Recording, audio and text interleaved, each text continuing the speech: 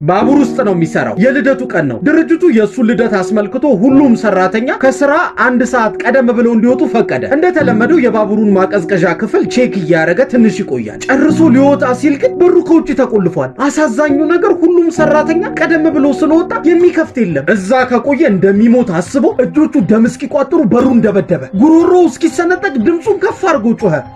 ግን ሰሚ አላገኘም። ተስፋ ቆርጦ በረዶ ሰርቼ ሞቼ ነው ማድረዋልና ሚስትና ልጆቹን ሊሰናበት አጎንብሶ መሬት ላይ በቢላ እየፈቀፈቀ በጣም በርዶኛል፣ ሰውነቴ በረዶ መስራት ሊጀምር ነው፣ ደህና ሁኑልኝ፣ የመጨረሻ ቃሌ ነው ብሎ ጻፈ። በማግስቱ በሩን ከፍተው ሲገቡ ድርቅ ብሎ ሞቷል። የሞቱን ምክንያት ሲያጣሩ ግን የክፍሉ ቅዝቃዜ 12 ዲግሪ ሴልሺየስ ብቻ ነው። ፍሪጁ በትክክል እየሰራ አልነበረም። ለካ የሞተው በቅዝቃዜው ሳይሆን እዛ ካደርኩ ሞታለሁ ብሎ ራሱን ስላሳመነ ነው። ኔክሲትዝ ማን ይባላል። ያመነው ነው ምን ሆነው። ሁሌም ተስፋ እንዳለን ማመን አለብን።